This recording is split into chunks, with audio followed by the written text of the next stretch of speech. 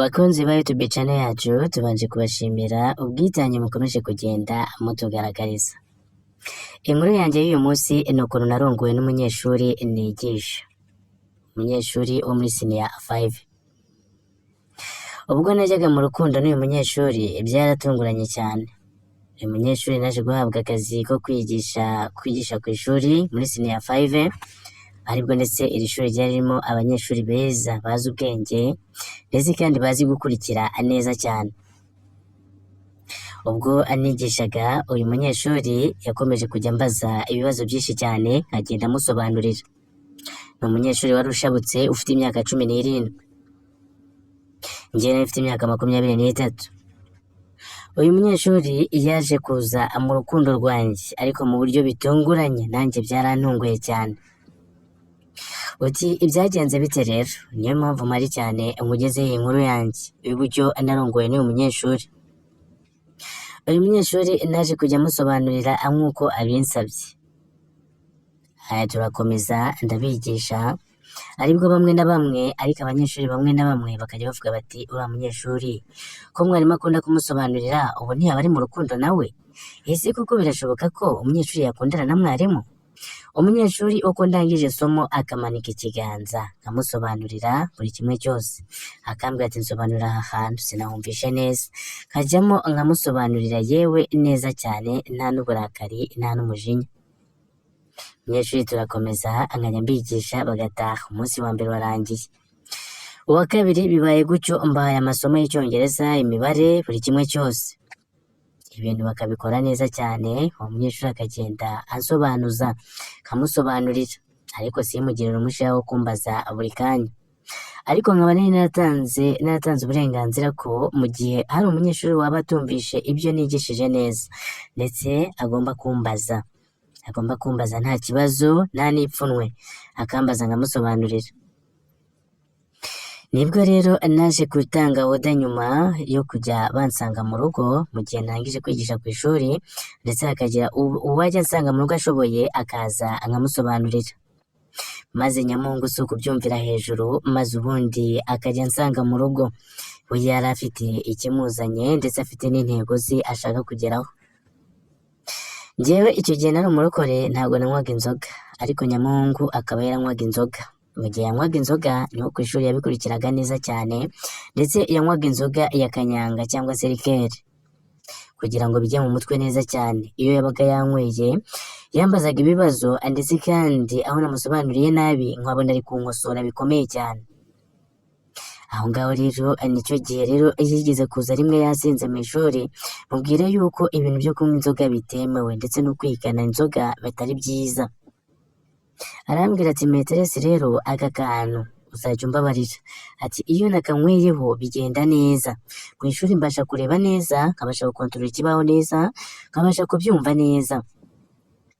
Ubwo twabaye aho rero aribwo najyaga amusobanurira cyane, amaze umuhungu yaba yanyweye ako kantu akanyitegereza cyane, dore ko niyambarira utujipo turinganiye twa waziwazi kugira ngo ibintu bigende neza, dore ko n'izuba ryabaga riva ari mu mpeshyi, kwambara amapantaro wapi, wasangaga ndetse ubushyuhe ari bwinshi cyane, bigatuma nambara amajipo n'udushati dufunze neza, n'ijipo yabaga iri kuri taye neza ku buryo wasangaga taye française ziri hariya.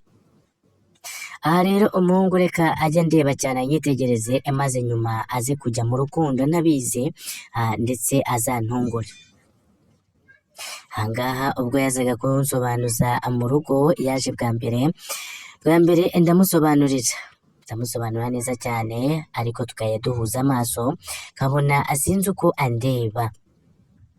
Ndamusobanurira bwa mbere aragenda. Ubwa kabiri duhurira ku ishuri, akajya ambaza ibibazo nkamusubiza. Ariko nanone kandi nkakunda abanyeshuri bakunda kumbaza ibibazo, kuko byatumaga ngira umwete ndetse wo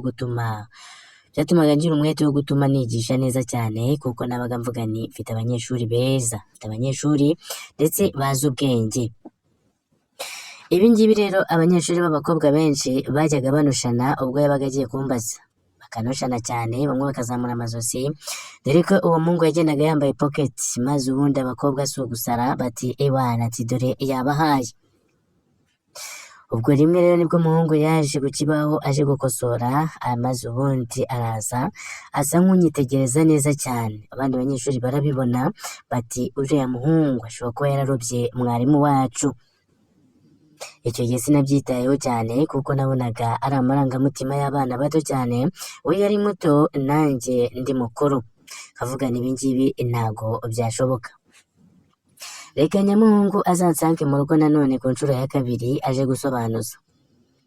Yaraje ku nshuro ya kabiri aribwo yaraje ngo umusobanurire, araze tujya mu mibare, dukora imibare, dukora icyongereza, buri kimwe cyose ndamusobanurira, ariko nanone kandi umuhungu nkabona rwose uburyo umusobanuriramo akajya anyiyegereza. Uko agenda anyegereza akagenda andeba ijisho ukuntu. Nyuma uwo muhungu ntibyavuye aho, yaje kumbwira yuko ankunda. Ubwo mwarimu naramubwiye nti hoshoshoshi ibyo ntibyashoboka, ati dore ndi mwarimu wawe, nta mwarimu ukundana n'umunyeshuri, ahubwo reka ngusobanurire utahe. Icyo gihe yaje akanyweye gakeya. Ubwo naramusobanuriye arataha, duhurira ku ishuri, ariko akajya andeba buri mwanya, andeba ukuntu. Nyuma ndaza kwibaza navuga nti ese uriya muhungu ibintu yavuze koko arakomeje, ese buriya koko ari mu rukundo?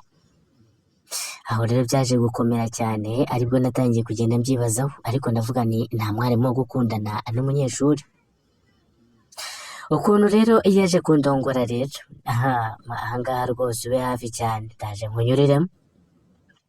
Umunyeshuri ku nshuro ya gatatu yaraje, asanga uwo munsi ndi bubone umushyitsi w'inshuti yanjye uri buze kunsura, umuhungu uri buze kunsura, ndetse n'umuhungu nawe wakundaga kunywa akarikeri. Nibwo yasanze muri firigo yanjye niteguye uwo muhungu wari bunsure mafite uturikeri tubiri. Nubwo nari umurokore, ariko uwo muhungu we nagombaga kumugurira icyo abasha.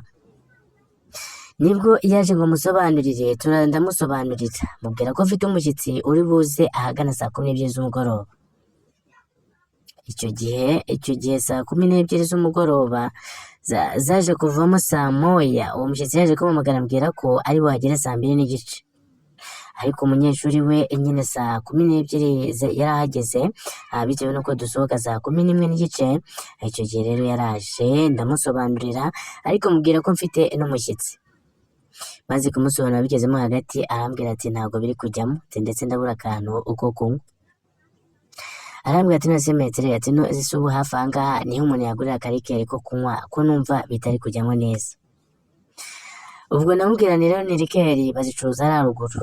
Ubwo firigo yari imwegereye, abahubanije urugi ati ese muno nta mazi yo kunywa arimo? Akubise amaso za rikeri, ubwo umuhungu batangiye kurabya indimi, ati ndabona ahubwo harimo ikintu nkunda. Namubwiye nako kantu rero nakaguriye umuhungu dukundana ari bunsure ahagana saa 2:30. Nyamubwira ko mfite umuhungu dukundana, umuhungu yarafuretse cyane, ndetse mbona arababaye, mbona sinzi uko bigenze. Arongera arambwira ati reka nakubwiye ko ngukunda, ati ndagukunda rwose by'ukuri, ndetse kandi sinabireka. Nuko bitewe n'ubwuzu bwinshi cyane, mpita mubwira nifata akarikeri kamwe aho ngaho ugasome, ntacyo naza aranywa akandi. Umuhungu yaragasomye, aragasoma, aragasoma ye. Amaze kugasoma agejemo hagati, mbona umuhungu atangiye gusinda. Nibwo rero nanjye nahise nzana agafanta, ntangira kwisomeraho, bitewe nuko nanjye numvaga icyaka ari kirekire. Umuhungu sinzi uburyo naje gusohoka ngiye hanze gatoya cyane, ngiye kwihagarika. Ubwo ndagenda, umuhungu usanga kanyanga ivanze na fanta yanjye. Fanta yanjye naje gusomaho numva fanta isa nkaho yahindutse, ariko sinacira, bitewe nuko numvaga ko ari ibisanzwe. Gusa umuhungu yaje kunsindisha. Amaze kunsindisha rero, ubwo twaje kurebana mu maso k'urukundo, niba ari abazimu bamfashe, niba ari iki. Mbona umuhungu atangiye kuyandeba icyoroshye, nanjye nkamureba icyoroshye. Reka umuhungu atangira nsome. Umuhungu yarazi gusomana bikomeye cyane. Nibwo yahise nsoma bacometse ururimi ukuntu, numva ubushagarira burazamutse, maze guncomeka ururimi ubwo nanjye njyaho ndasoma, dore ko nta yandi mahitamo nari mfite, dore ko n'akantu kari kamaze kongeramo, uburyo fanta ivanze na rikeri iragatsindwa. Ubwo umuhungu aransomaguye dore ko azi gusomana buhanga cyane, nibaza niba ari umwana niba ari iki birancanga. Gusa ariko umusore w'imyaka 17 ibyo byose aba abizi uko byakagenda kose. Yaransomye ifumbire iratumuka, maze kunsoma mbona atangiye kurenga imipaka, nibwo namwirekwe namuganiraga ibyo tubireke dukomeze ibyo twarimo, twikomereza ibindi tubyihorere.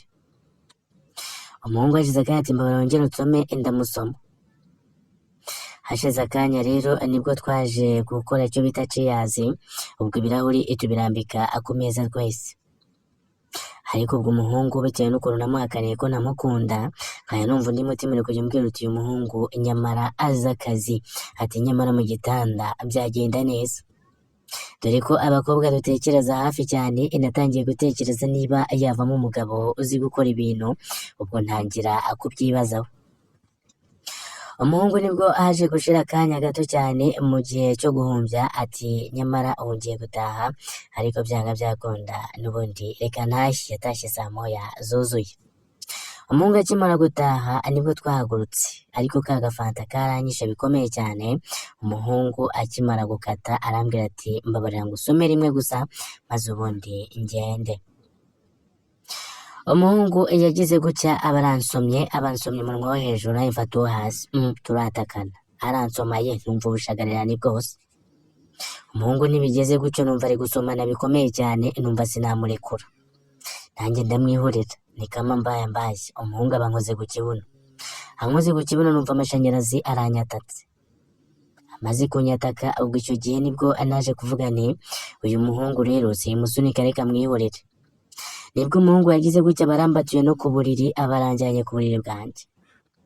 Umuhungu abagize gutya arankarishije ye, mbona ubusove abukuyemo abunaze hariya ikanzu akuyemo. Umuhungu amaze kunkarisa nibwo yakomeje kugenda amanuka gake gake, birangira n'umuhungu ari kunsisa pe bikomeye cyane.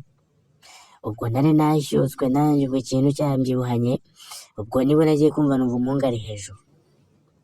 Umuhungu arandongora bikomeye cyane, nibaza niba ari umwana niba ari iki birancanga. Umuhungu arantikura uburiri arabwuzuza, amazi arabwuzura. Ndavuga ni umuhungu rero ni umukozi pe, ariko se ko ari umunyeshuri ibi nzabifatanira, ese ubu ngubu yaba umugabo?